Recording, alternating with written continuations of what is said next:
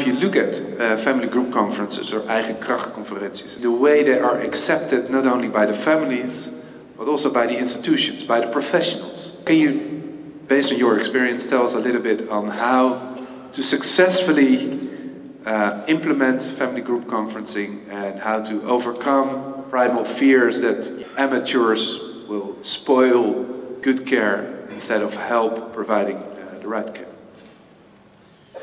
Okay, it's a good question. I think family group conferences present everyone with a challenge. While many families will just get on and sort their own problems out in their own way in the community, what we're really focusing on here today is families who are facing significant difficulties or challenges or problems, and how they can be helped and supported to resolve them. I think one of the very powerful things about family group conferences is that it works on the basic principle of giving people the opportunity to take control of their own lives. And I think most people understand that. They understand the notion of self-governance, about making decisions about their own lives, and they welcome it. The other thing that's ubiquitous about family group conferences is about family. Whenever you talk to people about what's important to them, they will always tell you family. In fact, if you look at the European research into what's important to Europeans, the top of the list is family. It's above health, in fact above everything else. And when we ask people in trainings all over the world, what would you do if you couldn't look after your own children? Who would you want to look after your own children? Everyone says their family or their friends. But some of the families we come into contact with lack confidence and they lack self-belief. And I was just thinking about a study that was done in the 70s by Seligman, where he looked at what happened in institutions. He described this phenomenon called learned helplessness, where people constantly had things done for them or done to them and never had the opportunity to take control themselves, and they became helpless. They learned to be helpless. And that can't be good for people. So I think there are challenges with some families who face significant problems. There are also challenges in engaging professional organisations in this work as well, because understandably social workers, their managers, organisational leaders will be worried about things going wrong. What happens if things go wrong? Who will take the blame? What will happen to the organisation? What will happen to me if a child dies or something bad happens from doing this conference? Well, the truth is, if you look at the research, the evidence is clear that family group conferences are a very safe way of making decisions about children. The weight of evidence suggests very strongly this is safer than a lot of the orthodox ways of making decisions. But we're nervous about it because it's new to us, it's different to us.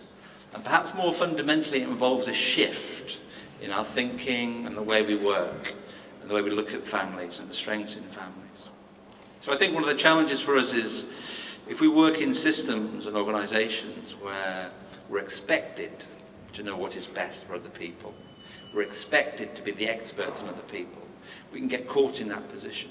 That problem becomes amplified or enhanced where or when the people we are working with are categorised, usually by us, as dysfunctional, damaged, multi-problem, dangerous. If we use those labels, it encourages into a particular role of being in control and trying to take control of other people's problems. Wouldn't it be great if we could rethink some of the language here, multi-problem family? If we just recast that for a moment, multi-resource family. We started to think about the resources in families and how do we tap into the resources in families and work with those resources. Thank you. There's a convincing argument. However, I tend to be a little bit pessimistic about reframing in terms of language. We had a big discussion in Holland where we had problem neighborhoods reframed as opportunity neighborhoods. That really didn't work for a very long time. Actually, this morning I had a discussion with some of the board members of some of the bigger agencies, and one of the arguments that was used against FGC was that they cater to people without a network, without a family that can be organized as a group. That must sound familiar to you. How do you convince people that there's almost always a way to organize a powerful network? Okay, I'm going to tell you a little story about reframing before I answer your question about networks. I'm a social worker. I've been a social worker for 20 years now, always in child protection. And my wife's a social worker as well. So we were 2 social workers in the house, and so it's a problem. And we have 3 children. And the eldest once said to my partner, "Mummy, what does Daddy do at work?" So my wife thought about this for a moment. She said, "Well, he tries to help mummies and daddies who are having problems looking after children." So Kara said, "Do you mean like you, Mum?" And so I'm not advocating a sort of wildly optimistic reframing of everything we do, but maybe a bit more precision in what we're describing. I mean, sometimes you hear the language abusive parents. It's actually quite rare to find abusive parents. You usually find one abusive parent and another parent who's somehow caught up in that position. So we just need a bit more precision. And I'm a bit worried that the term multi-problem family lacks the precision we need to deal with what's in front of us. But leaving that aside, your question is fundamentally about what about families who have really fractured networks, or the networks aren't there? We've never found a family that doesn't have some type of network. There may be no family of blood who are willing or able to get connected, but there's usually some friend or someone in that social network who has an interest in that child or young person. And I think one of the powerful things about this approach is it's about children. And people recognize that. So when you start your work and the focus is on children and say, this meeting is for the kids, it helps to provide some mandate and momentum. Now, maybe you have a conference which only one person comes to. But at the very least, you're giving the family or that person or that group an opportunity to make a decision and to exercise their rights as citizens to make some of their own choices.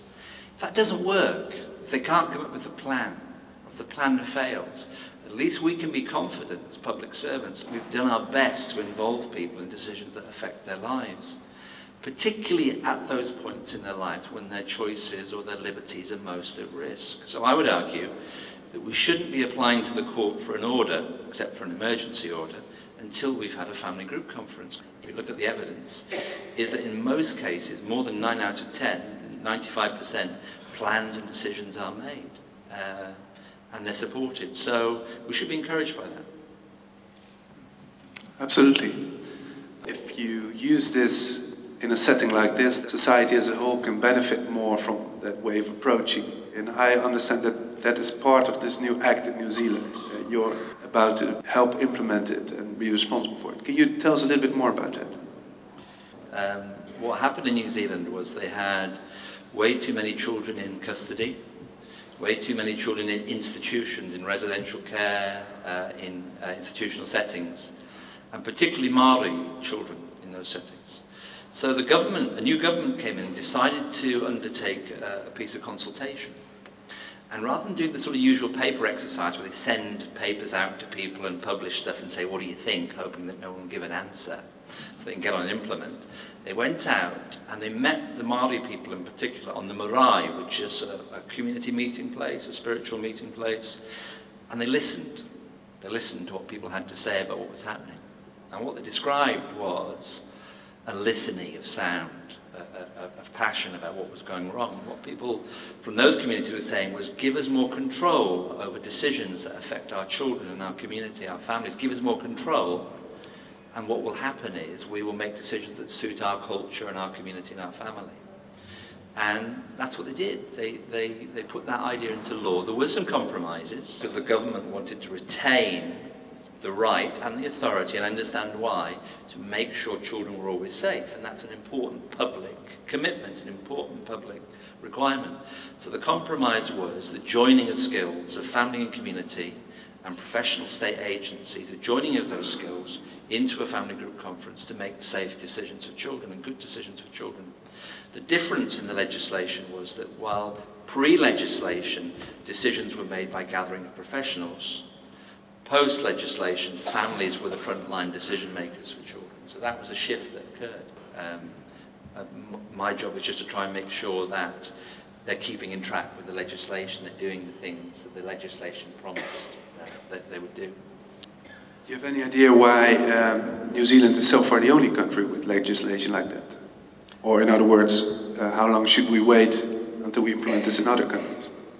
It's not the only country in the world. There's legislation in Ireland, there's legislation in Canada, and there's some legislation occurring, I think, in South Africa as well. But primarily, most of the delivery of FGCs is not based under legislation. I think you're asking a very important question here, is should we take the step to change things legally? I think that framing this work in the context of rights and democracy is the right place to put it, and that's why I've been so impressed really by what's happened here in the Netherlands, because people are quite political here, more political in the UK. We're all sort of couch potatoes in the UK. Don't put that on the film, by the way. There's more interest. There seems to be more political interest here, and I've been very interested to see how people have framed some of this stuff in the context of people's rights and as citizens rather than just a social work methodology.